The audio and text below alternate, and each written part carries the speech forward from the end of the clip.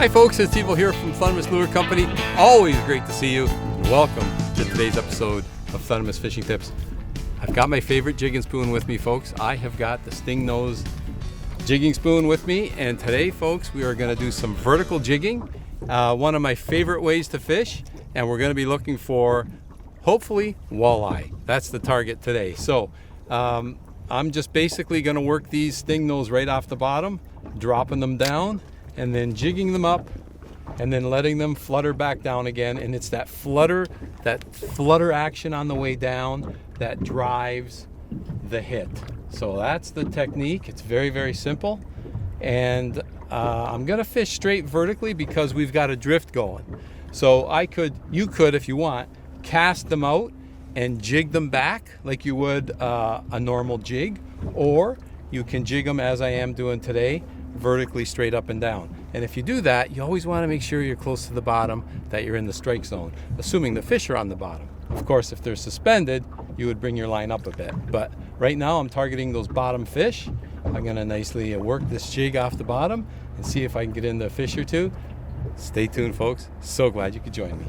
Okay, so I felt absolutely everything on that bite because, folks, I am running the new Thunder braid. I've got 15-pound braided line on there, and of course I always run a fluorocarbon leader. People ask me all the time, does it make a difference?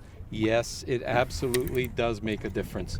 You do not want to run braid straight to your lure because the fish can see the braid, and that will deter the bite for sure. And there's a nice bite right there. Look at that.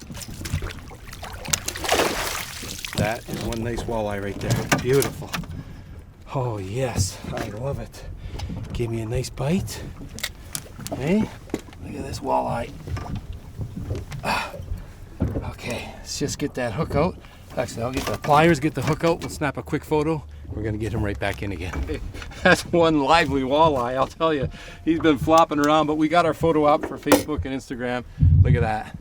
That's a beautiful, beautiful, good eating size walleye right there. A nice, thick, healthy fish. Absolutely gorgeous. Okay.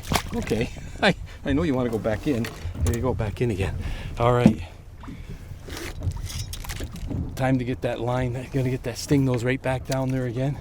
See if we can get in another fish. I just love that jigging technique, folks. I absolutely love it. Oh boy. And I got myself a nice little walleye. Look at that. Nice shaker right there. Beautiful, beautiful fish. Okay. Just get him right back in the water again, and let's get our Stingnose back in the water again. Now the thing is, with the Stingnose, you have the ability or the opportunity, if you want, just fish them the way they are, or you can also tip them. You've seen me tip them with worms, minnows, artificial baits, whatever you like, but either way, you have some options there. All right, let's see if I can get ourselves into another fish. And I forgot to take a photo of that one. We'll grab a photo of the next fish. So one of the most important things I can tell you when it comes to working jigging spoons, folks, is to always be in control of your line and your lure. You need to know where your lure is at all times. So if you're fishing the bottom, you need to make sure that you're on the bottom. So you just can't be jigging aimlessly around. It's so important to know where your jig is at all times. And as you can see, I know where mine is, and right now I'm into another fish, and it feels like a decent fish. Oh, it's a nice walleye. Nice walleye. Okay, let's just get him off the hook. I got the pliers here, and we'll get him right back in the water. This Stingnose is doing it today, I'll tell you what. It's got an amazing fall to it. If you've never seen it, it's so realistic looking. And what I really like is the hook is located right at the head, right where the fish attack, so you get better hookups. I love it. And I think I got myself another nice walleye. In fact, I do.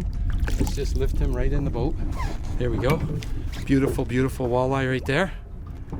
Isn't that a nice chunk? Beauty. Absolutely beautiful. Okay, we're gonna get him right back in.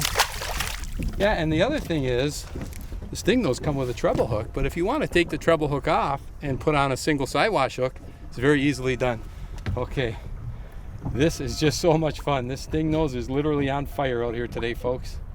See if I can get myself into yet another fish.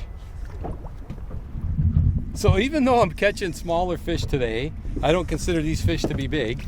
You want to have a fishing rod with at least a little bit of backbone. Like, so I'm using a medium power fishing rod, and this one happens to be 7 feet long. And you need that hook setting power. That's what you need when you're working jigging spoons. I got myself another nice walleye. Okay, there we go. That's what you need when you're working jigging spoons, folks. You need a rod, a fishing rod. Not that there's anything wrong with those lighter ones. Nice little fish. But you need a fishing rod that has, like I say, a little bit of backbone. If you've got a light rod or an ultra light rod, it just might be a little bit harder to set the hook, especially in walleye.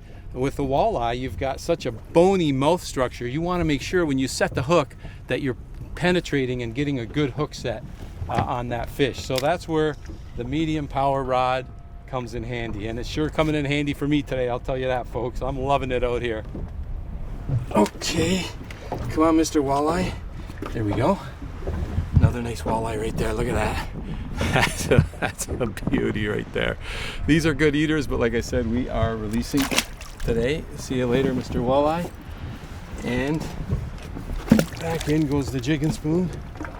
Now, very important too, tighten the drag. I loosened it when I was fighting that fish. When you're starting off, you always want to have a relatively tight drag for the hook set. After the hook set, by all means, back off and fight the fish and have some fun. That's what I'm doing today. If you get an opportunity, folks, get out there, do some fishing, have some fun, enjoy your day, pack a lunch, make a day of it, and have a good time. That's what I'm doing today, and I want to thank you, as always, folks, ever so much for joining me in today's episode of Thundermist Fishing Tips. And as always, folks, until next time, good luck.